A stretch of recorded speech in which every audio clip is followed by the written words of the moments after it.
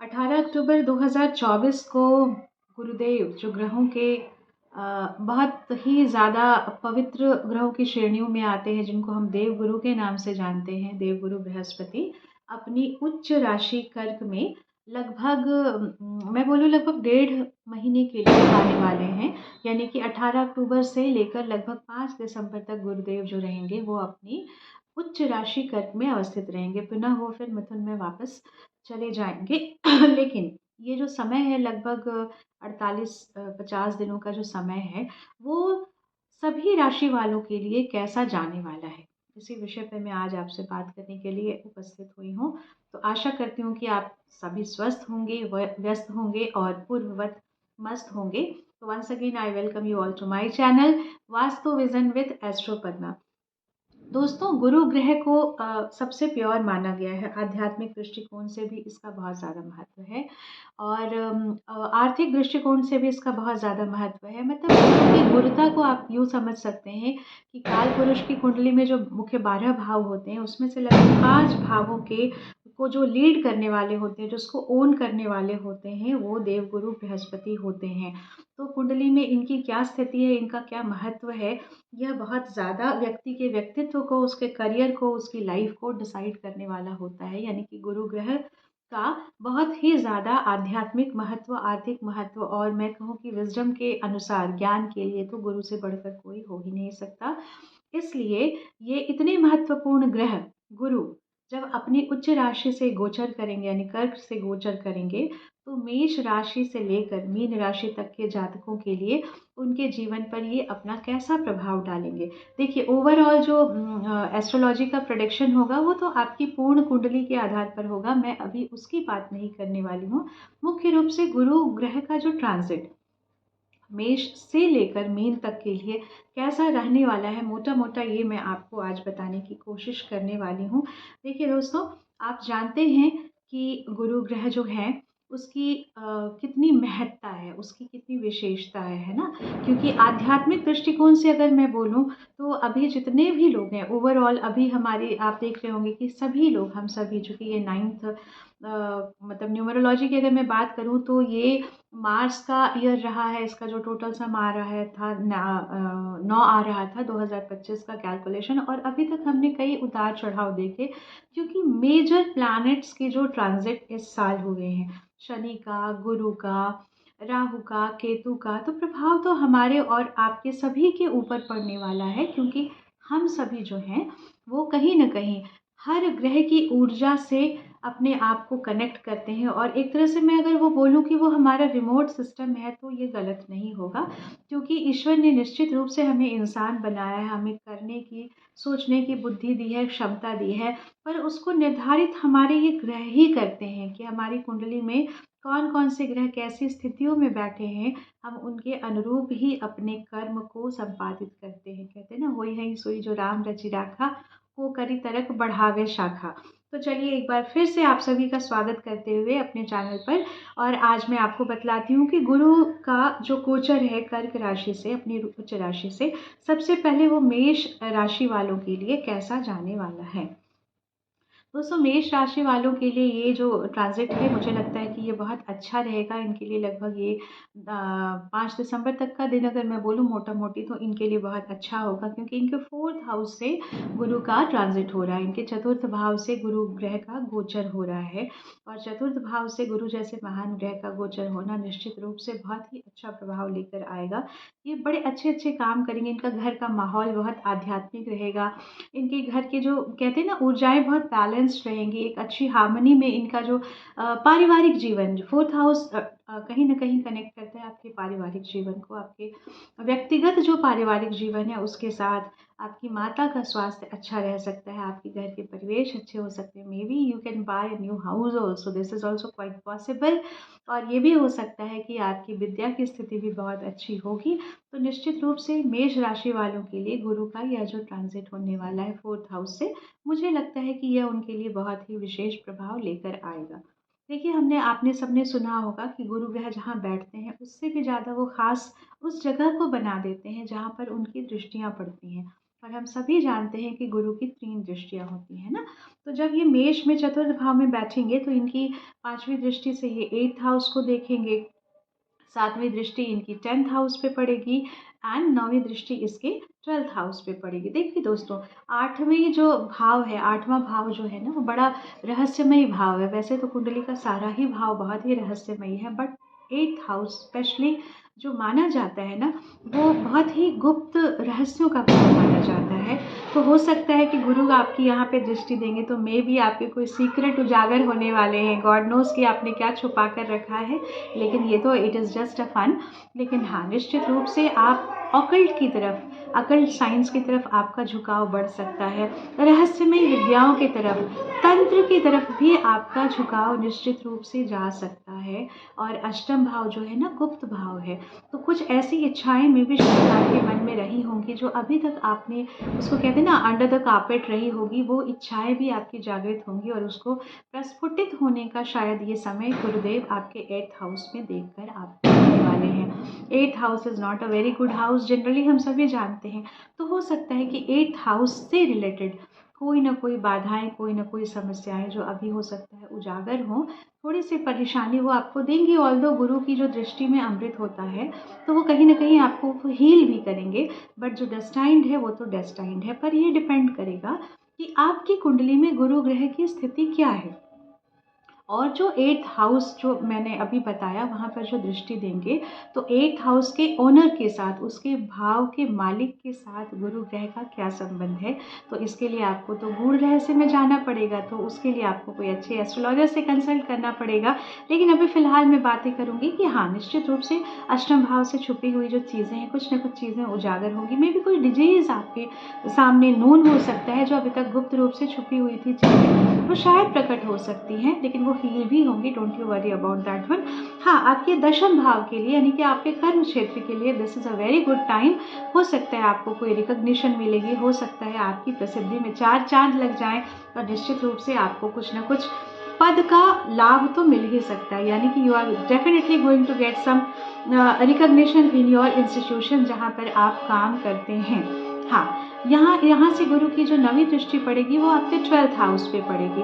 देखिए दोस्तों, 12th house भी बड़ा, जैसे अभी हमने डिस्कशन किया था 8th हाउस के लिए, 12th हाउस भी बहुत ही गूढ़ रहस्य का भाव है। इसलिए क्योंकि वो व्यय का भाव है, खर्च का भाव है। और खर्च का भाव तो है, लेकिन आपने देखा, अगर आप बेसिक काल पुरुष की कुंडली को पकड़ते हैं तो उसमें से 9वां भाव और द्वादश भाव ही देवगुरु बृहस्पति को मिला है। तो भाव के अनुसार तो गुरुदेव अपनी ही राशि को, अपने ही भाव को देखेंगे। बट यहाँ पर ये जो मैं बात करूँ कि 12th house is a house of expenses, आपके खर्चे बढ़ेंगे। तो अगर गुरु की दृष्टि यहाँ जाती है तो आपके खर्चों में फैलाव होगा। मे भी आपकी ये जो खर्चे हैं ये आपके तीर्थ यात्रा से संबंधित होंगे, कुछ न कुछ शुभ काम के लिए, चैरिटी के लिए, कुछ न कुछ अच्छे प्रयोजन में ही आपके खर्चे बढ़ेंगे।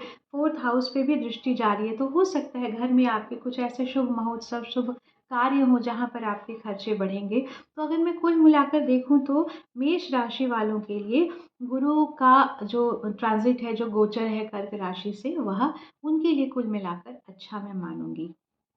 सेकंड कम्स वृष राशि यानी टॉरस।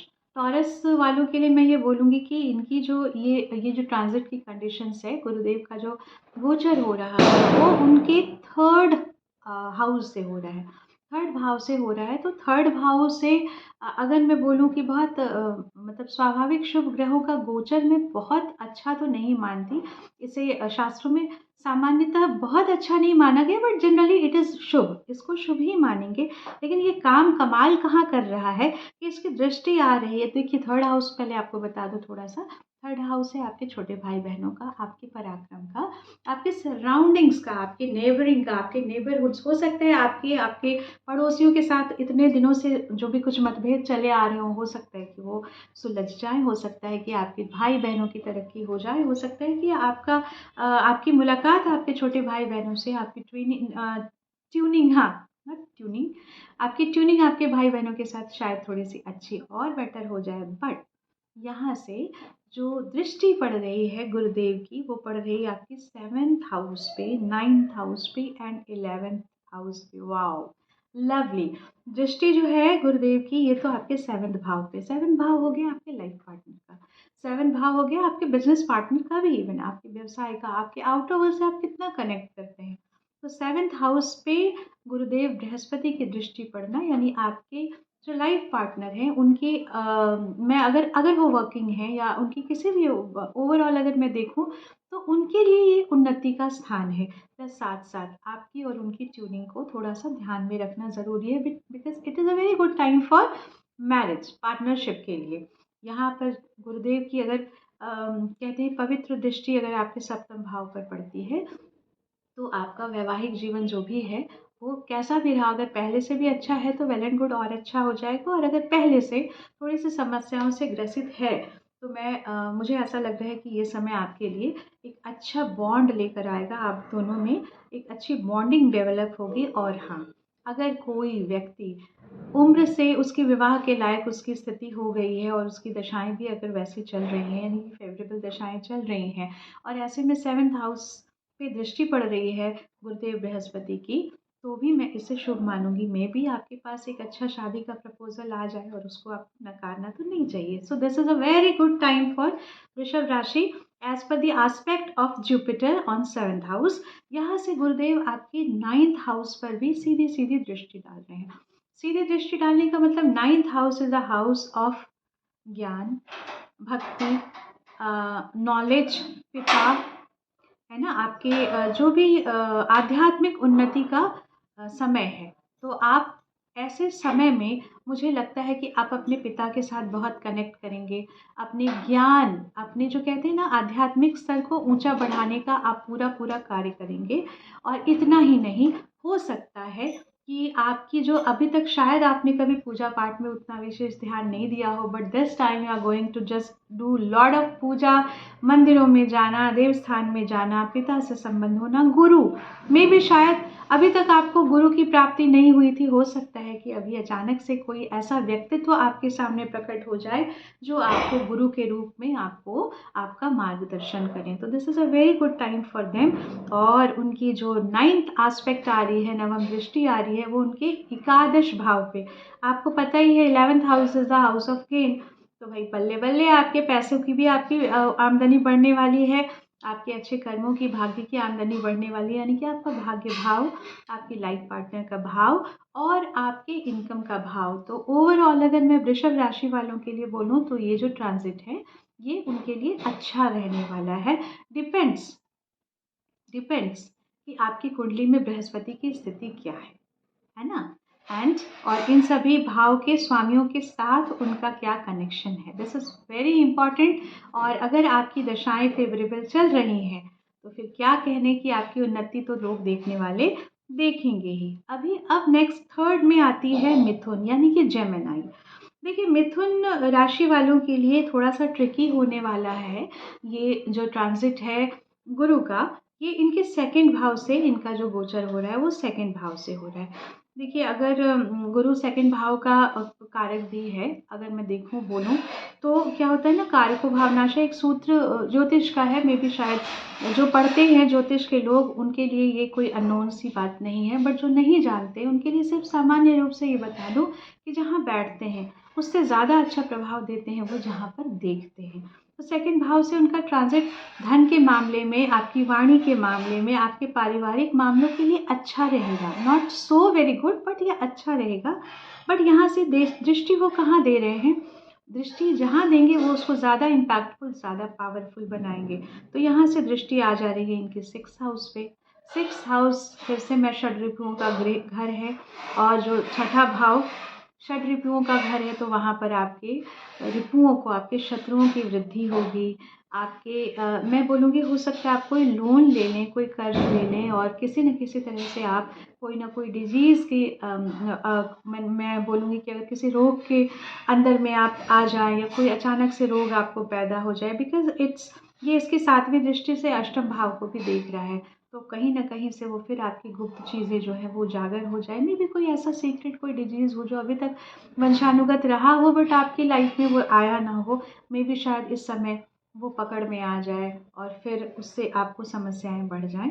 पर एक अच्छी सी चीज़ क्या हो रही है कि यहाँ से ये आपकी जो नवम दृष्टि है वो आपके 10th हाउस को दे रहे हैं, यानी कि आपके कर्म स्थान को दे रहे हैं।